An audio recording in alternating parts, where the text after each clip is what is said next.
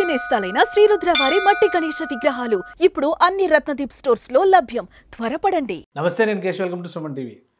ఆంధ్రప్రదేశ్లో వరద బేభత్సాన్ని సృష్టించినటువంటి బుడమేరు వాగుకి అడ్డుకట్ట వేసే పనిలో ఏపీలో యంత్రాంగం మొత్తం కూడా తలమునకలై ఉంది. ముఖ్యంగా ఆర్మీ రంగప్రవేశం చేసింది. 40 మంది ఆర్మీకి సంబంధించినటువంటి ఇంజనీర్లని ఈ ప్రాంతానికి తరలించారు. అలానే సహాయక చర్యలు అందించేందుకు కావాల్సినటువంటి బృందాలను కూడా ఈ ప్రాంతానికి తీసుకెళ్లారు. వీరితో పాటు స్థానికంగా ఉపయోగించేటువంటి యంత్రాంగం, అధికారులు సమన్వయం చేసుకుంటూ బుడమేరుకు సంబంధించి మొత్తం 3 చోట్ల గండ్లు పడినటువంటి పరిస్థితి ఉంది. ఈ 3 గండ్లలో రెండింటిని ఇప్పటికే రాష్ట్రంలో ఉన్నటువంటి అధికారులు, సిబ్బంది సాయంతో ప్రభుత్వం పూర్తి చేయగలిగింది. ఆ 2 గంటలని పూడ్చినటువంటి నేపథ్యంలో కొంతవరకు వరద తీవ్రత తగ్గినప్పుడు అయినప్పటికీ కూడా ఇప్పటికీ 3వ గండి నుంచి విజయవాడ నగరంలోకి ప్రవేశిస్తున్నటువంటి వరద నీరు దాదాపు 1 టీఎంసీ వరకు, కొన్ని ప్రాంతాల్లో 3 నుంచి 4 అడుగుల వరకు, మరికొన్ని చోట్ల 1 అడుగు వరకు కూడా నీరు చేరి కాలనీలు జలమయమై ఉన్నటువంటి పరిస్థితి ఉంది. ఈ నేపథ్యంలో 2-3 రోజులుగా ఈ నిర్మాణ కార్యక్రమాలను పర్యవేక్షిస్తున్నటువంటి రాష్ట్ర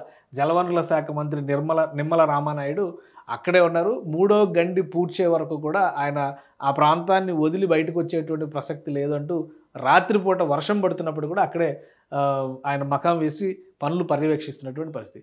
ఆర్మీ అధికారులు వచ్చినటువంటి నేపథ్యంలో అక్కడ పనులు జరుగుతున్నటువంటి తీరు, ఎందుకంటే 3వ గండి అతిపెద్ద గండిగా ఏర్పడడం, విశాలమైనటువంటి గ్యాప్ రావడంతో వరద నీరు పెద్ద ఎత్తున ఇక్కడికి వెళ్తుంది.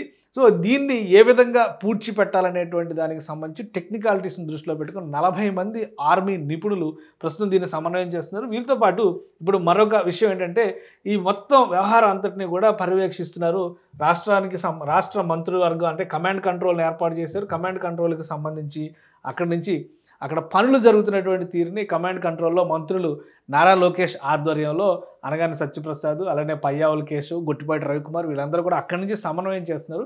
గండి ఇది చూస్తే కనుక, ఈ దృశ్యం చూస్తే చాలా క్లియర్గా అర్థమవుతుంది మనకి గండి ఎక్కడెక్కడ పడింది, ఎంత దూరం వరకు పోడ్చాల్సినటువంటి పరిస్థితి ఉంది. ఇది మొత్తం కట్ట, ఇది ఓవరాల్గా చూస్తే ఈ కట్ట మొత్తం ప్రాంతంలో గండి పడినటువంటి ప్రదేశం ఇది. ఇంత పెద్ద ప్రాంతంలో గండి పడడంతో పూర్తిగా ఇక్కడి నుంచి వస్తున్నటువంటి నీరే దాదాపు 1 టీఎంసీ ఉంటుందని చెప్పని అంచనా వేశారు. ఇప్పటికీ విజయవాడలో నీళ్లు ఇంకా నిలబడి కొన్ని కాలనీల్లో, ముఖ్యంగా జక్కంపూడి కాలనీ, వైఎస్ఆర్ నగరు, అలానే ఆ పరిసర ప్రాంతాల్లో ఉన్నటువంటి కాలనీల్లో నీరు ఎక్కువగా నిలవ ఉండడానికి కారణం ఈ 3వ గండి. ఇది మొత్తం బుడమేరుకి సంబంధించి చూస్తే కనుక 3వ గండి ఇదే ముఖ్యమైన గండి. దీన్ని పూడ్చడానికి స్థానికంగా ఎన్ని ప్రయత్నాలు చేసినా కానీ వరద ఉధృతి అంతకంతకు పెరగడం, మళ్ళీ తగ్గడం, రాత్రి నుంచి మళ్ళీ వర్షం పడడం నేపథ్యంలో దీన్ని అడ్డుకట్ట వేయడం కొంత క్లిష్టతరంగా మారింది. సో ఏ విధంగా పనులు జరుగుతున్నాయి అనేటువంటి విషయాన్ని నారా లోకేష్, ఇతర మంత్రులు కూడా అక్కడ ఉండి సమన్వయం చేస్తున్నారు.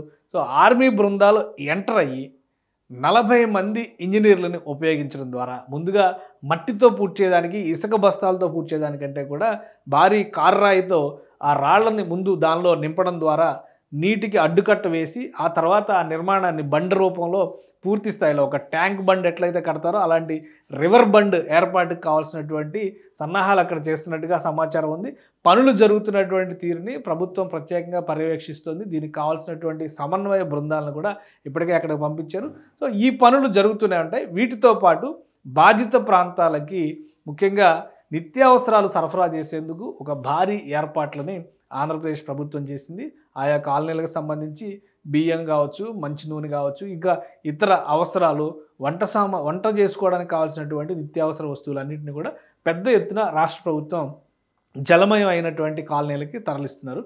ఈ 3వ గండి పూడ్చడానికి కనీసం 1 రోజు సమయం పట్టే అవకాశం ఉందనేది సమాచారం. అదృష్టవశాత్తు బంగాళాఖాతంలో ఏర్పడినటువంటి అల్పపీడనం ప్రభావం కృష్ణా జిల్లా కంటే, అంటే ఉమ్మడి కృష్ణా జిల్లా కంటే కూడా ఎగువన ఉన్నటువంటి గోదావరి, విశాఖ తీరం వైపు మరలుతోంది. అయితే అక్కడ వాయుగుండం గమన ఉన్నటువంటి తీరుని చూస్తే కనుక ఒరిస్సా కానీ, పశ్చిమ బెంగాల్ తీరంలో కానీ అది తీరాన్ని చేరేటువంటి అవకాశం ఉందనేటువంటి సమాచారం వస్తున్న నేపథ్యంలో సహాయక చర్యల్ని ఆంధ్రప్రదేశ్ ప్రభుత్వం ముమ్మరం చేసింది.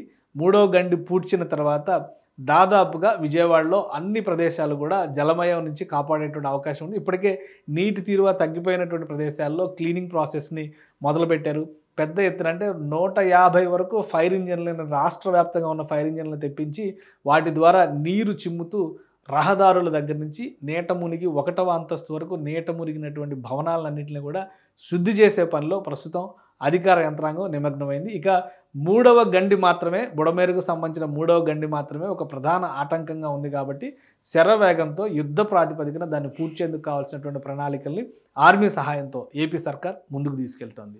సుమన్ టీవీలో మీ పర్సనల్ అండ్ బిజినెస్ ప్రమోషన్స్ కోసం కింది నెంబర్కి కాంటాక్ట్ చేయండి.